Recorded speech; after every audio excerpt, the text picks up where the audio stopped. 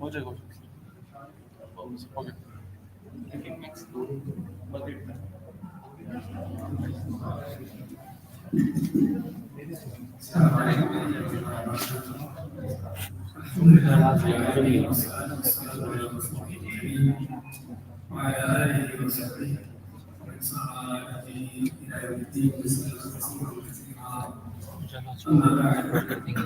Station کی جو meeting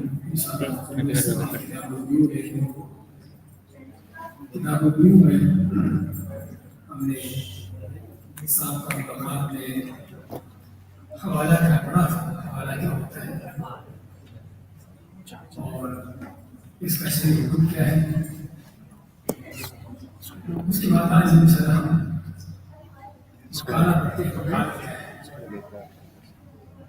اور یہ وکالہ سے ہے جس میں کسی کو وکیل بنانا ہے. تو اس کی تعریف کیا ہے, اس کے جائز ہونے کی دلیلیں کیا ہیں. سب سے پہلا مسئلہ وکالت کی تعریف یہ ہے کہ کسی شخص کا دوسرے کو ایسی چیز میں نامہ دینا کہ جس میں نیابت نہیں کرنا, یعنی جس کام میں نیابت کرنا ممکن ہو. ایسے کام میں کسی شخص کا خود کرنے کی بجائے کسی دوسرے کو اس کام کو کرنے کی اتھارٹی دینا, یہ کام کرے. تو دوسرا یہ شخص جو ہے پہلے کا کیا ہوگا, وکیل قائم مقام اس کا نائب. یا دوسرے الفاظ میں یہ بھی کہا جا سکتا ہے کہ ایسا کام جسے آدمی کو خود کرنے کی اجازت ہو اسے دوسرے کے سپرد کر دے گا. نہیں, آدمی خود بھی وہ کام کر سکتا ہے, کرنے کی اس کو اجازت ہے, لیکن کسی وجہ سے وہ کام خود کرنے کی بجائے دوسرے کے حوالے کر دیتا ہے کہ دوسرے اس میں کام کرے. تو یہ ہے وکالہ, وکیل بنانا. اور ہمارے یہاں وکیل کے افراد میرا معلوم کہاں پر ہے تو وہ وکیل کا اور کیا کس چیز کا وکیل ہوتا ہے. وہ اس آدمی کا وکیل ہوتا ہے جس پر کیس ہو, جس پر مقدمہ ہو, کیس ہو. تو چاہے جائے کہ آدمی خود اپنا مقدمہ یا کیس آگے لڑے تو وکیل جو ہے وہ اس کا کیس رکھتا ہے, لڑتا ہے. اور وہاں پر وکیل بنانے کی ضرورت کیوں پیش آتی ہے کہ قانون اور قانون کے جو تفصیلات ہیں, اس کے جو تفصیلی معاملات ہیں, ایسی چیزیں ہوتی ہیں کہ جو ہر آدمی نہیں جانتا. کورٹوں کے عدالتوں کے معاملات کرنا ہر آدمی کے بس کی بات نہیں ہوتی. اس لیے عموماً ہمارے یہاں وہاں پر وکیلوں کی زیادہ ضرورت پڑتی ہے, ورنہ تو وکالت جو ہے وہ ہر میدان میں ہے, چیز ہے. تو یہ ہے وکالت کی تعریف کہ وہ کام جو آدمی خود کر سکتا ہو, جیسے خود کو کرنے کی اجازت ہو, وہ اپنا کام کسی اور کے حوالے کر کے اس کے خود کر دے کہ وہ اپنا کام کرے. اس کو ہم مختار بھی کہتے ہیں. اس کا حکم کیا ہے کہ جائز ہے.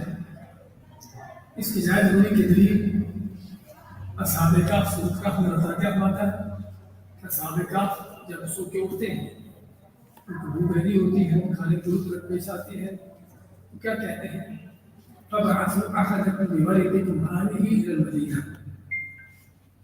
کہ ان کے پاس چاندی کے سکے وغیرہ تھے, تو کہتے ہیں کہ اپنے میں سے کسی کو جو ہے چاندی کے سکے دے کر جو ہے شہر کی طرف بھیجو. اس میں کیا وکالہ ہے کہ جو آدمی ایک آدمی کو انہوں نے سبھی کی طرف وکیل بنایا. کس چیز میں؟ کھانا خریدنے میں, مال کے تصرف میں یا کھانا خریدنے میں. خصوصی طور پر کھانا خریدنے کا معاملہ تھا. تو کھانا خریدنے میں جو ان کی 7 یا 8 ان کی تعداد تھی, تو انہوں نے اپنے میں سے ایک کو وکیل بنایا کہ جو یہ کام کرے. اور قرآن کریم میں اور بھی اس طرح کے کئی واقعات موجود ہیں. انہیں میں سے اللہ تعالیٰ کا فرمان انما الصدقات للفقراء والمساکین والعاملین علیہا، کہ زکوٰۃ تو فقیروں، مسکینوں اور کارکنان صدقات کا حق ہے، عاملین علیہا۔ تو عاملین علیہ کون ہوتے ہیں؟ زکوٰۃ وصول کرنے والے اور زکوٰۃ تقسیم کرنے والے۔ اصل تو زکوٰۃ کا وصول کرنا کس کا کام تھا؟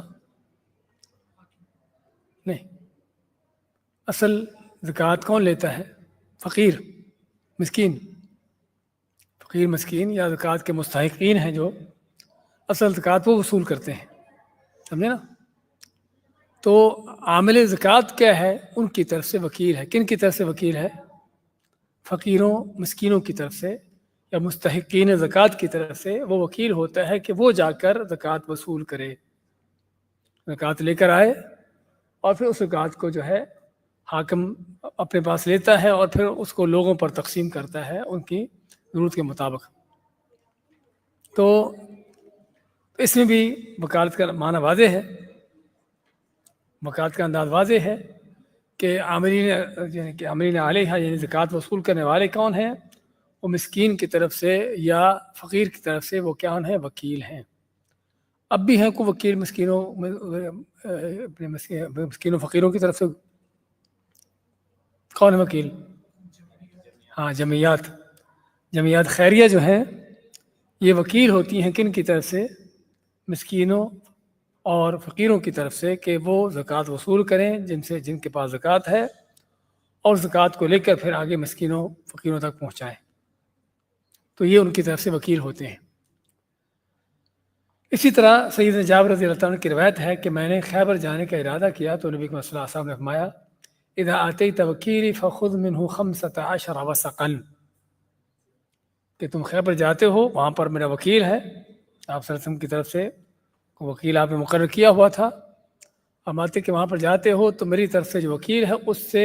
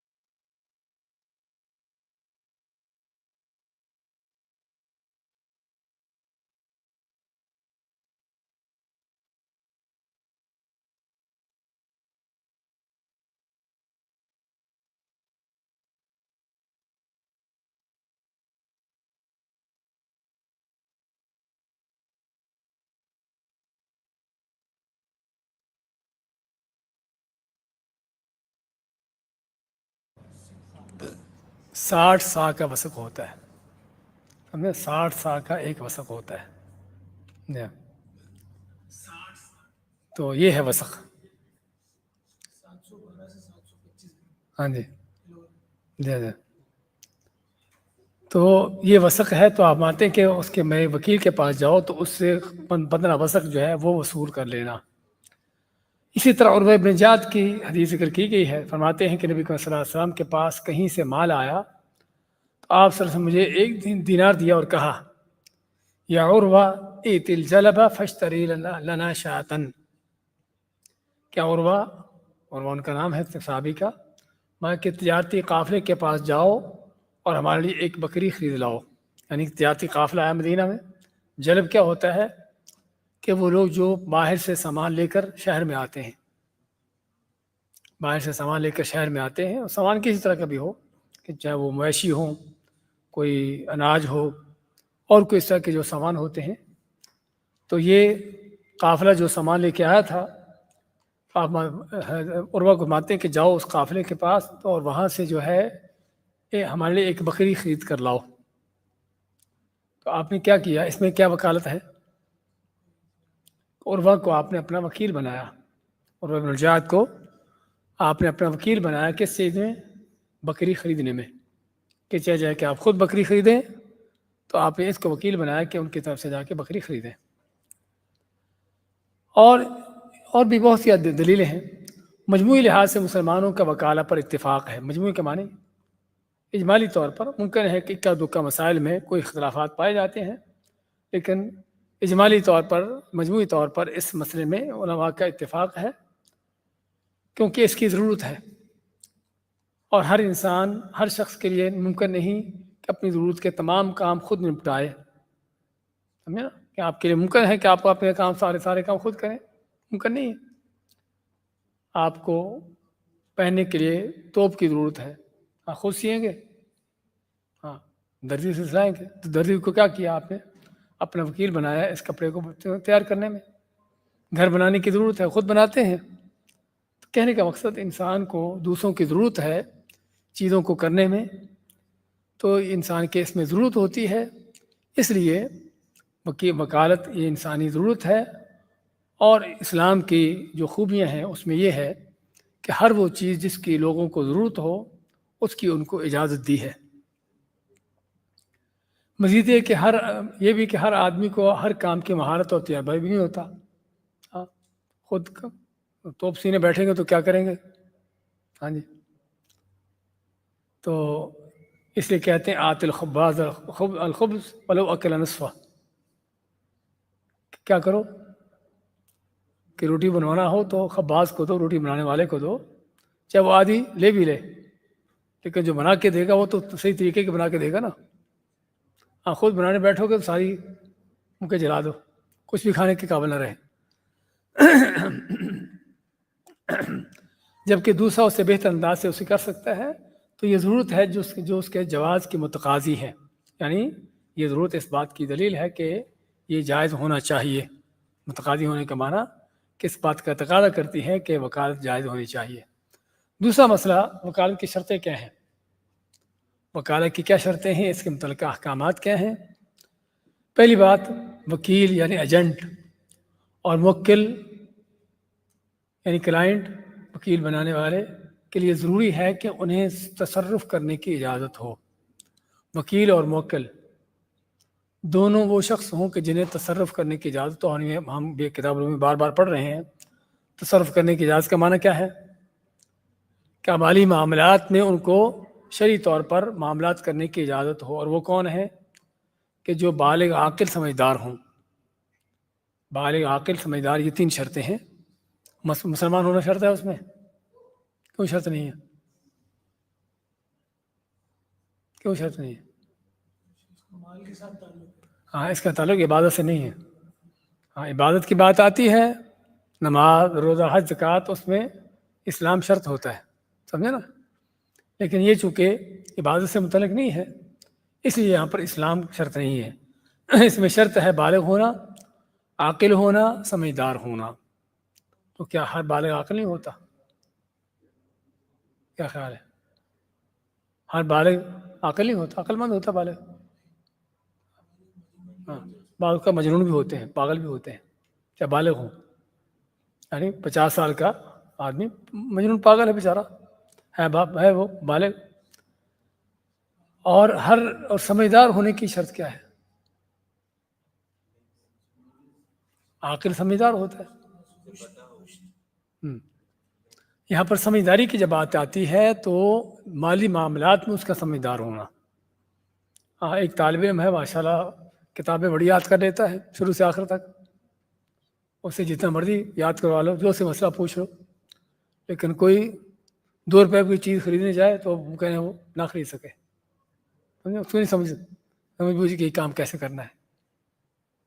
اس لیے سمجھدار ہونے کا معنی، جس کو قرآن کریم میں آنستم منہم رشدن، کہ یہ 3 بچے جو یہ بچے تھے ابھی بالغ ہو چکے، تو اگر تم ان میں سمجھداری دیکھتے ہو، سمجھداری کس چیز کی؟ مالی معاملات کی، مالی تصرفات کی. تو یہ 3 شرطیں: بالغ ہو، عاقل ہونا، سمجھدار ہونا. دوسری شرط یہ ہے کہ جو کام وکیل کے سپرد کیا گیا ہے وہ وکیل اسے کرنے کی مہارت رکھتا ہو اور اسے اس قدر معلومات ہوں کہ جن سے وہ بہتر طور پر کام کر سکتا ہو. یہ شرطیں بہت اہم نوٹ کرنے والی ہیں کہ فرض کرو کسی نے کہا کہ میں آپ کا وکیل بنتا ہوں اس کام کو کرنے میں، آپ مجھے یہ کام دو، اور آپ نے سمجھا کہ وہ کام کر سکتا ہے اس کے دعوے کے مطابق، اور آپ نے اس کو وہ کام دے دیا، اور اس نے آپ کا کام خراب کر دیا. کیوں خراب کیا؟ کیونکہ اس کو کام کرنا آتا ہی نہیں تھا. آپ کو کوئی آپریشن کی ضرورت پڑ گئی، کسی بیوقوف کے پاس پہنچ گئے، میں کر لوں گا آپریشن، جسم کو چیر پھاڑ کر کے رکھ دیا، سمجھے نا، اب ان کا بندہ ہی مار دیا ہو. اس لیے یہاں پر ایسا شخص جس نے وکیل بننے کا دعویٰ کیا ہو، ذمہ داری لی ہو، اور وہ کام کرنا نہ جانتا ہو، جو نقصان ہوگا سارا اس کے ذمہ ہے. یہ شرطیں ایسی نہیں ہیں، ان شرطوں کے باقاعدہ اثرات ہیں. ایک آدمی فرد کو کوئی بھی اور کام کرنے کا دعویٰ کرتا ہے کہ میں کام کر لیتا ہوں، کر سکتا ہوں، تو آپ نے اس دعوے کے مطابق اس کو کام اس کے حوالے کر دیا، اس نے آپ کا کام بگاڑ دیا، آپ کی گاڑی اور خراب کر دی صحیح کرنے کے بجائے، تو وہ اس نقصان کا ذمہ دار ہے. اس نقصان کا ذمہ دار ہے، کیونکہ اس کو مہارت ہونی چاہیے، تب جو ہے وہ یہ کام کرے. تیسری شرط کہ وہ کام شرعاً جائز ہو. جو کام وکالت آپ کسی کو دے رہے وکیل کو، یعنی کہ خود بھی کرنا ہو یا کسی وکیل سے کروانا ہو، اس لیے ہم نے شرط اپنی تعریف میں کیا کہا ہے کہ جو کام انسان خود کرنا جس کو جائز ہو کسی اور سے کروائے. اصل یہ کہ آپ خود بھی اس کام کو کرنا آپ کے لیے جائز ہے، لیکن آپ کے پاس ٹائم نہیں، آپ کو مہارت نہیں اس کو کرنے کی، اس لیے آپ دوسرے کو اس کو دیتے ہو. تو اس لیے وہ کام کرنا شرعاً جائز ہو. لہذا جو کام شرعاً حرام ہے اس میں وکالت بھی حرام ہے. یعنی آپ خود اس کو کر سکتے ہیں، نہ اس میں آپ کسی کو اپنا وکیل بنا سکتے ہو.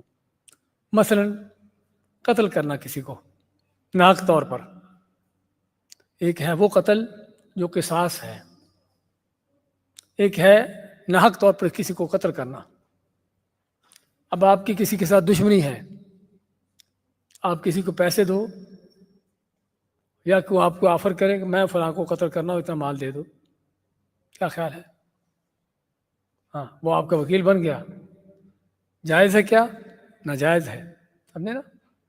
اگر وہ قتل کرے گا یہ نہیں کہے گا مجھے تو فلاں نے کہا تھا، سب سے پہلے ہم اس کا سر اڑائیں گے، اس کے بعد پھر دوسرے کو دیکھیں گے کہ دوسرا کون ہے، اس کو کہنے والا. آواز کا کہنے والا اور کرنے والا دونوں ہی قتل کیے جائیں گے. اس لیے وہ کام جس میں وکالت کی جاتی ہے وہ شرعاً جائز ہو. چوری کرنا بھی اس طرح مختلف مسائل. چوتھی شرط، ہر اس چیز میں وکیل بنانا جائز ہے جس میں نیابت ممکن ہو. یہ بھی چیز ہے کہ جس میں نیابت ممکن ہو، جیسے خرید و فروخت، اور عموماً جو مالی معاملات ہیں، دنیاوی معاملات ہیں، مالی ہوں یا اور ہوں، اس میں نیابت جائز ہے. خرید و فروخت میں، اس میں تمام جتنے بھی خرید و فروخت کے معاملات ہیں اس میں نیابت جائز ہے، کیونکہ اس میں آپ خود بھی کر سکتے، کسی اور کو بھی اس کا دے سکتے ہیں. تمام عقود و معاہدات، ہر طرح کے ایگریمنٹ، جس طرح کہ طلاق کا ہے، خلا کا ہے، ولی بننے کا ہے، نکاح میں ہے، نکاح میں وکیل بن سکتا ہے کہ نہیں بن سکتا؟ ہاں، نکاح میں وکیل بن سکتا ہے. ولی اپنے کسی اور کو اپنے طرف سے وکیل بنا سکتا ہے. طلاق دینے میں آپ کسی کو وکیل بنا سکتے ہو کہ تم میری طرف سے طلاق دے دو، سمجھے نا. خلا دینے میں اس طرح کے جو بھی اس طرح کے معاملات ہیں، تمام عقود و معاہدات جو ہیں اس میں وکالت جائز ہے. اسی طرح بعض عبادات، تمام باتیں نہیں، بعض عبادات جن میں نیابت جائز ہے، مثلا حج عمرہ کے اندر ایک آدمی حج نہیں کر سکتا، جسمانی طاقت اس کی نہیں ہے، مال اس کے پاس ہے، لیکن جسمانی طور پر اس کے پاس طاقت نہیں ہے کہ مکہ جائے اور حج کر سکے، تو اس کے لیے پھر کیا ہے کہ کسی ایسے شخص کو وکیل بنائے جو حج کر چکا ہو، اپنی طرف سے نائب بنائے اور اس کی طرف سے حج کرے، عمرہ کرے۔ زکوٰۃ کی ادائیگی میں کہ آپ کسی کو اپنا وکیل بناتے ہیں کہ میرے مال کا حساب کتاب کرو، دیکھو کتنا مال ہے، اس کی زکوٰۃ نکالو، صدقہ فطر ہو، کوئی بھی ایسی چیزیں ہوں، یعنی آپ صدقہ فطر دیتے ہو عید کے موقع پر پورے گھر والوں کی طرف سے، تو آپ کیا کر رہے ہو؟ آپ اپنی طرف سے صدقہ نکال لیں اپنا، اور گھر والوں کی طرف سے آپ کون ہو؟ وکیل ہو، سمجھے؟ گھر والوں کی طرف سے وکیل ہو۔ تو اس عمل کے بعد عبادات کے اندر کفارہ نکالنے میں، کفارے کی ادائیگی میں آپ وکیل بنا سکتے ہو۔ فرض کرو مکہ میں حج کے دوران کسی کا کوئی ایسا معاملہ ہوا جس پر اس پر کفارہ آتا ہے، اور مکہ میں نہیں، مکہ سے چلا گیا، کہ مکہ میں جا کر وہاں پر کفارہ جا کے ادا کرے، کسی کو وہاں پر کہہ دے، اس کی طرف سے بکرا ذبح کر دے، ٹھیک ہے، کافی ہے۔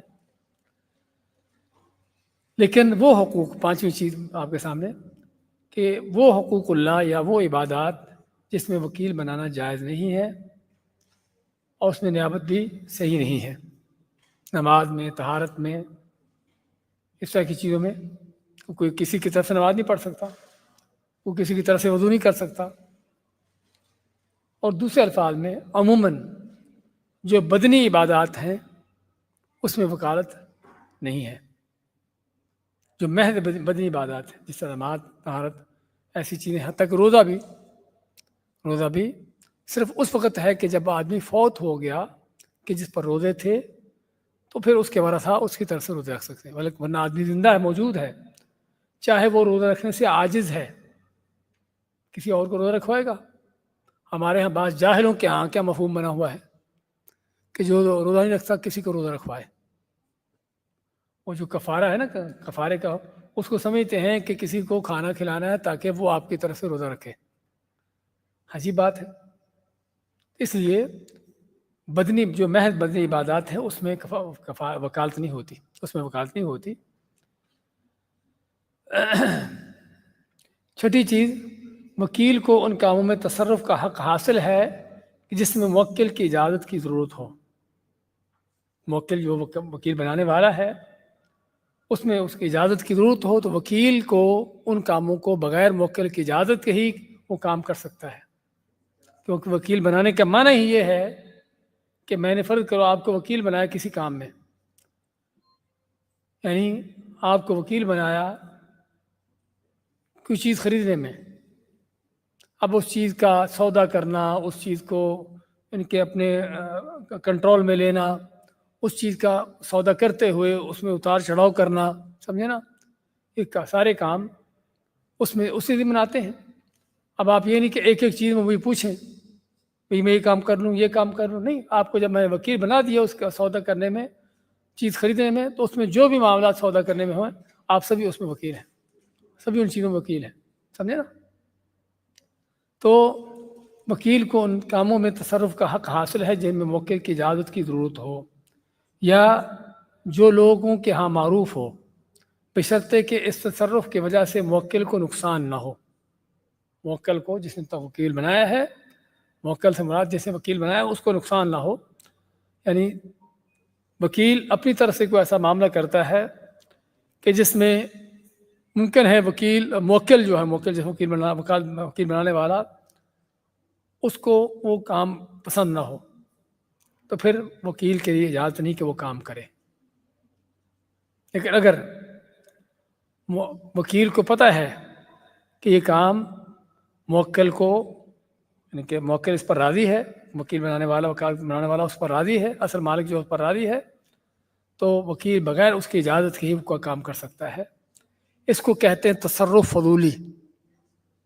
کیا کہتے ہیں؟ تصرف فضولی۔ فضولی کے معنی ایک اضافی، کہ وہ تصرف کرنا، ایسا معاملہ کرنا کہ جو اپنی طرف سے ہی ہو۔ اب اس کا حکم یہ ہے کہ بعض علماء تو اس کو ناجائز کہتے ہیں، اور بعض علماء کہتے ہیں نہیں، اس کا حکم मौकूफ़ है किस चीज़ पर, वकील बनाने वाले पर, मुवक्किल पर। उसको जब पता चले कि मैं फ़र्ज़ करो मैं आपकी तरफ से वकील हूँ किसी काम को करने में, अब उसमें मैं ऐसी चीज़ की कि जिसमें वाकई मुझे आपसे इजाज़त कर लेना चाहिए थी, तो मैंने खुद ही कर लिया, मैं खुद ही वो चीज़ कर ली। अब आपको पता चला कि मैंने ये चीज़ की है और आपने उस चीज़ को मेरे लिए पसंद किया और उस पर एतराज़ न किया, उस पर आपने एतराज़ न किया, तो इस माना क्या है कि वो चीज़ जायज़ है, उसका वो चीज़ नाफिद है, जायज़ है, वो तसर्रुफ सही है।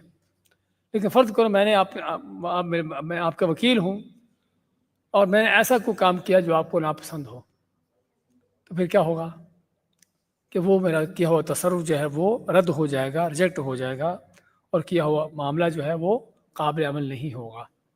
उसकी मिसाल अभी हमने पढ़ी थोड़ी देर पहले, अगर जो उसकी तफसील में नहीं हम गए। क्या पढ़ा हमने? उर्वा इब्न ज़ियाद की हदीस क्या थी? उर्वा इब्न ज़ियाद कि आप सल्लल्लाहु अलैहि वसल्लम ने उनको कहा कि जाओ इस काफ़े वालों से बकरी खरीद कर लाओ, और आपने उनको 1 दिनार दिया। उर्वा इब्न ज़ियाद जाते हैं और 1 दिनार की 2 बकरियाँ खरीदते हैं। आपने उनको 1 बकरी खरीदने का कहा था, इन्होंने क्या किया? 2 बकरियाँ खरीदी। अच्छा, 2 बकरियाँ खरीद कर क्या करते हैं? 1 बकरी दिनार की बेच देते हैं। पहले 1 दिनार की 2 बकरियाँ खरीदते हैं, और 1 दिनार आज का दिनार नहीं, वो आपके ज़माने का दिनार।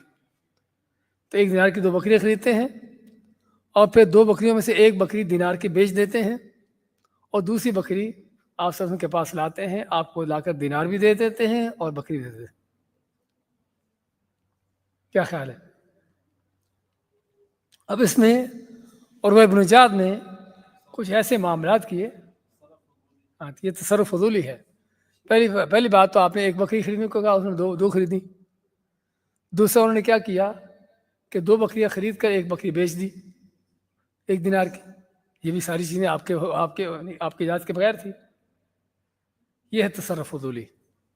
अब इसमें जिस हमने जिक्र किया है कि अगर तो जो मालिक है, मुवक्किल है, उसको ये मामला पसंद है, उस पर राज़ी हो जाता है, तो ये मामला नाफिज होगा, सही होगा और काबिल अमल होगा। लेकिन अगर वो कहते हैं कि मुझे ये तेरा किया हुआ मामला नाकाबिल कबूल है, तो फिर उसको रद्द कर दिया जाएगा और किया हुआ जो मामला है उसको ख़त्म कर दिया जाएगा, नाफिज नहीं होगा। इन फ़र्ज़ करें हम इसी की मिसाल लेते हैं कि अगर नबी करीम सल्लल्लाहु अलैहि वसल्लम और इब्न ज़ियाद को कहते कि जो तुमने किया है ये काम गलत किया है, समझे ना, तो फिर क्या करते उर्वा? वो जाकर जो उन्होंने 2 बकरियाँ खरीदी थी, समझे, उनको वापस करते, 1 ही बकरी खरीदते आपके हुक्म के मुताबिक, और जिस तरह आपने कहा था उसी तरह करते। लेकिन आपने ना कि सिर्फ उनके अमल को पसंद किया, बल्कि आप खुश हुए और उनको दुआ दी, उनको खैर बरकत की दुआ दी। उसके बाद और फरमाते कि मैं जो भी मामला करता था, खरीदो फरोख्त का, जो भी इस तरह के, मेरे लिए उसमें बरकत होती थी। तो ये है तसर्रुफ फजूली। तो इसमें क्या है कि वकील को उन कामों में तसर्रुफ का हक़ हासिल है जिसमें वकील की इजाज़त की ज़रूरत हो, या जो लोगों के यहाँ मारूफ हो, बशर्त है कि उसमें उस तसर्रुफ की वजह से वकील को नुकसान ना हो। 7वां, वकील के लिए किसी दूसरे को वकील बनाना जायज़ नहीं है। देखिए, हमारे यहाँ बाज़ औक़ात इस तरह के मामलात होते हैं, मैंने आपको कोई काम करने को कहा, क्या मतलब कि आपको वकील बनाया, आप आगे किसी को कह देते हो, समझे, भाई तुम ये काम करो। तो यहाँ पर वो क्या है कि वकील के लिए किसी दूसरे को वकील बनाना जायज़ नहीं है जब तक मुवक्किल की इजाज़त ना हो। हाँ, अगर आपने किसी और को वकील बनाना है उस काम में जो मैंने आपको कहा है, आप मुझसे पूछिए, मुझे बताइए कि मैं फ़र्ज़ करो फिर मेरे पास ही काम करने का टाइम नहीं है, जो भी कुछ है, तो मैं किसी दूसरे को ये काम करना दूसरे के हवाले काम करता हूँ। हाँ, तो अगर उसे इजाज़त देता ठीक है। या वकील काम करने से आजिज़ हो जाए, यानी बीमार हो गया, कोई भी उसका मामला पेश हुआ, एक्सीडेंट हो गया, कोई ऐसी चीज़ होगी, तो वहाँ पर फिर वो किसी और को अपनी तरफ से कह सकता है, या उसे बेहतर अंदाज में अंजाम न दे सके। काम आपने अपनी ज़िम्मे ले लिया, लेकिन जब काम आपके सर पे पड़ा तो देखा ये काम तो आपके लिए मुश्किल है, تو پھر کیا ہے، آپ کسی اور کو جو واقع ہی اس کام کو بہتر انداز سے کر سکتا ہو اس کو کہہ دیں۔ تو ان حالات میں جو کام اس کے حوالے کیے گئے ہیں کسی امانت دار شخص کے ذمہ کر سکتا ہے۔ بعض اوقات ہم اپنی طرف سے کسی اور کو کہہ دیا، پتہ نہیں کو کر سکتا نہیں کر سکتا، اپنی جان چھڑانے کے لیے۔ بعض اوقات یہ چیزیں غلط ہیں، حرام ہیں، ناجائز ہیں۔ لیکن ان حالات میں کہ فرض کرو جس کو وکیل بنایا گیا تھا وہ کام کرنے کے قابل نہ رہا، کسی وجہ سے بیمار ہو گیا، کوئی معاملہ ہوا، یا کام کو بہتر انداز کر نہیں سکتا، یا کوئی دوسرا اس سے بہتر کر سکتا ہے، تو اس طرح کے حالات میں کسی اور کو وکیل بنایا جا سکتا ہے۔ ورنہ اصل یہ ہے کہ جس کو وکیل بنایا گیا ہے وہی کام کرے اور کسی اور کو وکیل نہ بنایا جائے موکل کی اجازت کے بغیر۔ 8ویں چیز، جو کام وکیل کے حوالے کیے گئے ہیں وہ ان پر امانت دار ہے اور ان کا ضامن نہیں ہوگا جب تک اس کی طرف سے کوتاہی یا زیادتی نہ ہو۔ کس چیز پر امانت دار ہونے کا معنی کیا ہے؟ نہیں، امانت دار ہونے کا معنی کہ ضامن نہ ہونا، سمجھے نا؟ میں آپ کے پاس کوئی چیز امانت رکھتا ہوں تو آپ اس کے ضامن نہیں ہو، سمجھے نا؟ اگر وہ چیز آپ کے بغیر کسی کوتاہی غفلت کے وہ چیز ضائع ہو جاتی ہے تو آپ اس کے ضامن نہیں ہو، اس کے ذمہ دار نہیں ہو، کیونکہ آپ امانت دار ہو، آپ امین ہو۔ تو یہ فرق ہے اپنے ضامن کے اندر اور امانت دار کے اندر۔ میں آپ کو کچھ چیز دیتا ہوں، آپ کے حوالے کرتا ہوں، آپ کی ذمہ داری میں کہ یہ چیز آپ کی ذمہ داری میں ہے، آپ اس کے ضامن ہو۔ اگر وہ چیز نقصان ہوتا ہے اس کا، آپ اس کے ذمہ دار ہو۔ لیکن آپ کے پاس کوئی چیز رکھتا ہوں امانت کے طور پر، یعنی فرض کرو میں مثال دیتا ہوں کہ آپ کے پاس کوئی جانور رکھا میں نے، بکری وغیرہ کوئی، کہ یہ بکری اپنے پاس رکھو 1 مہینے کے لیے، میں لیتا ہوں، بعد میں بکری بیمار ہوگی آپ کے بغیر کسی کوتاہی کے اور وہ مر گئی، تو آپ اس کے ضامن نہیں ہوگے، سمجھے نا؟ اسی یہاں پر الفاظ پر غور کیجئے کہ جو کام وکیل کے حوالے کیے گئے ہوں وہ ان پر امانت دار ہے، ان پر ضامن نہیں ہے، تو جب تک اس کی کوتاہی یا زیادتی نہ ہو۔ ہاں اگر اپنی غفلت کی وجہ سے، اس کی غفلت کی وجہ سے وہ چیز ضائع ہوتی ہے تو اس کا ذمہ دار ہوگا، لیکن اس نے اپنی پوری طرح سے حفاظت کی کوشش کی، لیکن پھر بھی وہ چیز ضائع ہوگی تو اس پر وہ امانت دار، یعنی اس کا وہ ذمہ دار نہیں ہوگا۔ ہاں جی، وہ خراج وہی ہے نا۔ خراج کیا ہے کہ جس میں آپ کچھ لے رہے ہیں، امانت میں آپ کچھ لے رہے ہیں، سمجھ آئی بات؟ امانت اور ذمہ داری میں فرق یہ ہے کہ ذمہ داری خراج جس کو کیا ہے، اس میں آپ کو کچھ پرافٹ مل رہا ہے، آپ اس چیز کو لینے کی، آپ اس چیز کی حفاظت کرنے کو کچھ مجھ سے وصول کر رہے ہیں، سمجھے نا؟ اگر ایسا معاملہ ہے، اگر وہ چیز خراب ہوتی ہے، ضائع ہوتی ہے، تو آپ اس کے ذمہ دار ہیں۔ لیکن امانت کے طور پر آپ کو چیز رکھی گئی ہے تو آپ کو کچھ اس میں سے مل نہیں رہا، بلکہ آپ اس پر اپنی طرف سے محنت کر رہے ہیں اس کی حفاظت کرنے کے لیے، تو آپ کی طرف سے بلکہ میرے اوپر احسان ہے کہ آپ اس چیز کی حفاظت کریں میرے لیے۔ اب میں مزید آپ کو کہوں بھی اگر چیز خراب ہوتی ہے، ضائع ہوتی ہے، اس کا آپ کو ذمہ دار ڈالوں، یہ غلط ہے، سوائے کہ اگر آپ کی غفلت لاپرواہی سے ہے تو پھر آپ ذمہ دار ہو گئے۔ 9ویں چیز، وکالت ایک جائز عقد ہے جس میں فریقین کو اسے ختم کرنے کا اختیار ہے۔ بعض عقود واجب ہوتے ہیں، خرید و فروخت کیا ہے؟ عقود واجب ہے۔ میں نے آپ سے کسی چیز کا سودا کیا، سودا مکمل ہو گیا، اب وہ آپ مجھے نہ چیز واپس کر سکتے ہیں، میں نہ آپ سے وہ چیز لے سکتا ہوں، کیونکہ سودا واجب ہو گیا، فرض ہو گیا۔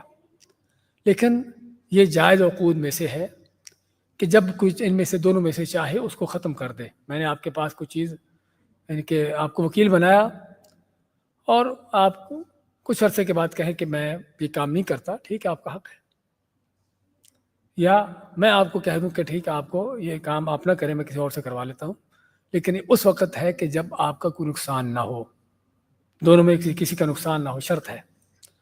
10واں 11واں پڑھ لیتے ہیں جلدی سے تاکہ ختم کر لیں۔ فریقین میں سے کسی کو موت یا پاگل پن واقع ہو جانے سے اسے منسوخ کرنے یا موکل کی طرف سے برطرف کرنے یا بے وقوفی کی وجہ سے پابندی حجر لگانے کی سے وکالت ختم ہو جائے گی۔